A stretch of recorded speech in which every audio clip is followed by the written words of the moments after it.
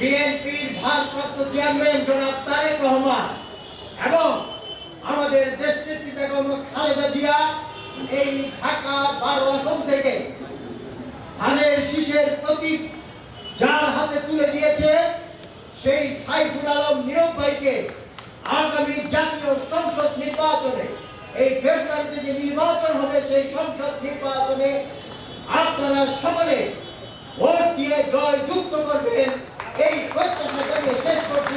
নির্বাচনে জয়যুক্ত করে আমরা এমপি হিসাবে এবং এর পরবর্তী যদি কোনো আমাদের হাইকমান্ডেরই থাকে ওনাকে যদি মন্ত্রিত্ব দেয় আমরা আরো বেশি খুশি হব এবং ছাত্র নেতা থেকে যুব নেতা থেকে ঢাকা মহানগরের সকল আহ্বায়ক হিসাবে উনি দীর্ঘ ফ্যাসিস্ট সরকারের সময় যে আন্দোলন সংগ্রামে কাজ করেছেন এই এলাকার যে উন্নয়ন 12 আসন 12 এলাকায় যে আমরা এই আসনে যে আমরা আবার যে একটা গুরুত্বপূর্ণ আসন যে আসন থেকে আপনি নির্বাচিত অবশ্যই হবেন এমনকি নির্বাচিত হয়ে আমরা প্রত্যাশা করব আরো সরকারের উচ্চ পর্যায়ে আপনি আসীন হবেন।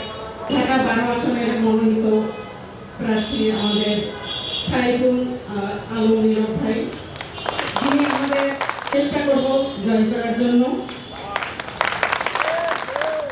ওনাকে আমরা সবসময় কাছে পেতে চাই, আন্তরিক সহযোগিতা চাই, আর আমরা আমাদের পক্ষ থেকে যতটা সম্ভব ওনাকে সহযোগিতা করব। আমি চাই সকলের পক্ষ থেকে আমি বলতে চাই আমরা ওনাকে ভোট দিয়ে জয়যুক্ত করব।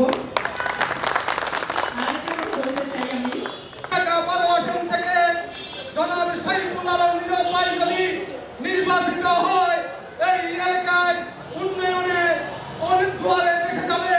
তাই আমরা এখানে উপস্থিত সব নেতৃবৃন্দকে কাছে উদাত্ত আহ্বান রাখবো, আপনারা আপনাদের অবস্থান থেকে যেইভাবে পারেন একজন যোগ্য প্রার্থী বাংলাদেশ জাতীয়তাবাদী দল বিএনপি ঢাকা 12 আসনে দিয়ে পাঠিয়েছে এই যোগ্য প্রার্থীকে বিজয়ী করার জন্য আপনারা আপনাদের অবস্থান থেকে আপ্রাণ চেষ্টা করে যাবেন। আমি আন্তরিকভাবে ধন্যবাদ জানাচ্ছি। আপনারা জানেন আগামী বছর ফেব্রুয়ারি মাসে আমাদের দেশে জাতীয় সংসদ নির্বাচন হবে।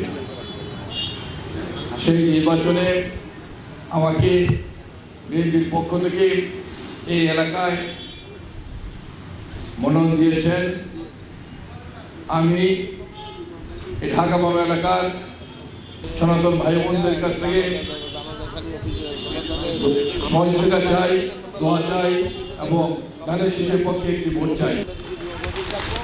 আমি এই এলাকার সন্তান, আমি এলাকায় বড় হয়েছি।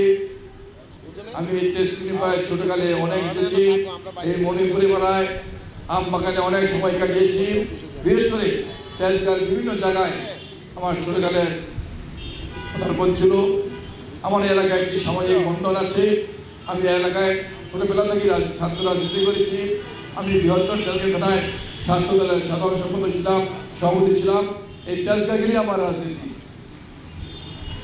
তেজগাঁর ছেলে হিসাবে এই সনাতন ভাই বোনদের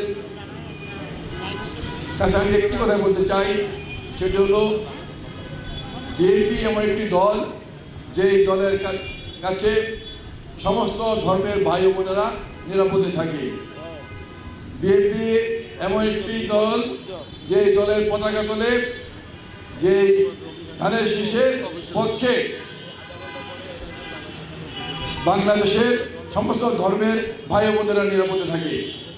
আমি শুধু একটি কথা বলতে চাই, স্বাধীনতা যুদ্ধ থেকে শুরু করে আজকে হঠাৎ করে একটি দল আপনাদের মন্দিরে গিয়ে খুব লাফালাফি করেছেন, কত পূজায় তারা কীর্তন করেছেন, অনেক জায়গায় তারা নাচানাচি করেছেন, অনেক সময় তারা আপনাদের বোনদের, আপনাদের হিন্দু দম্পতিদের পূজার সাথে রোজাকে দিয়ে কথা বলেছেন। কিন্তু এই দলটি আগে কি করেছিল এটা বুঝতে হবে। স্বাধীনতা যুদ্ধের সময় এই দলটি পাকিস্তানের পক্ষে থেকে পাকিস্তানি সেনাবাহিনীকে মাধ্যমে সহায়তা করে যুদ্ধকালীন সময় এই সনাতন বাহিনীর হত্যা করেছে, সনাতন বন্ধুদের ইজ্জত নষ্ট করেছে।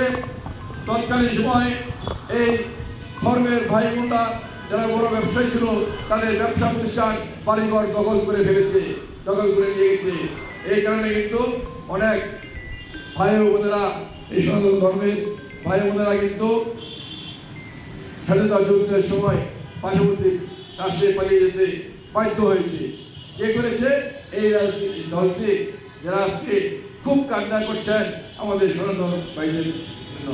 এটি করছেন ক্ষমতা যাওয়ার জন্য, এটি করছেন ক্ষমতা যাওয়ার জন্য।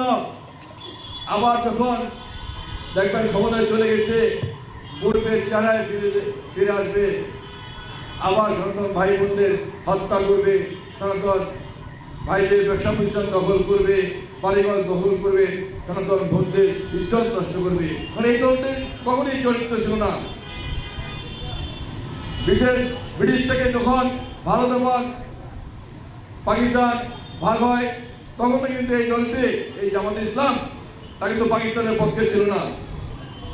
আমার স্বাধীনতা যুদ্ধের সময় যখন এই দলটি বাংলাদেশের পক্ষে ছিল না, পাকিস্তানের পক্ষে ছিল। অর্থাৎ এই দলের কোনো চরিত্রই নেই।